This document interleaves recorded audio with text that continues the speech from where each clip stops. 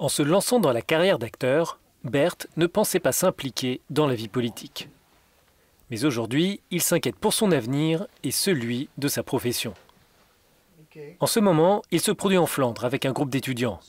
Cette pièce, sur la Première Guerre mondiale, a coûté 120 000 €. Les 2/3 du budget sont couverts par des fonds publics qui pourraient bientôt disparaître. Cette représentation n'aurait pas vu le jour sans les aides. Nous ne pourrions pas nous produire dans ce théâtre devant 250 élèves qui bénéficient d'une importante réduction et qui peuvent en tirer des leçons de vie importantes. Le gouvernement flamand, au nord de la Belgique, veut couper de 60% les budgets consacrés à la culture.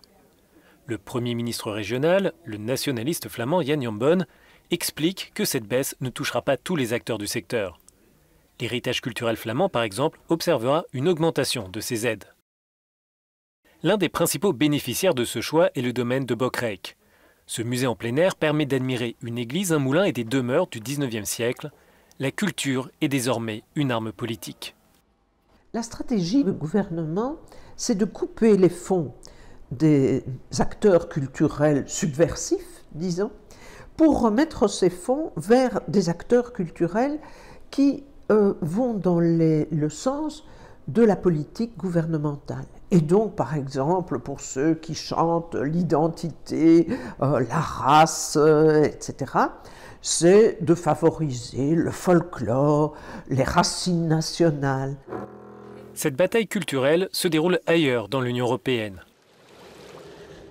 En Hongrie et en Pologne, des artistes accusent leur gouvernement de vouloir prendre le contrôle de théâtres et de différents établissements. Je pense que l'Europe pourrait avoir un rôle subsidiaire par rapport aux acteurs culturels qui, pour des raisons idéologiques, sont exclus des subventions dans leur pays.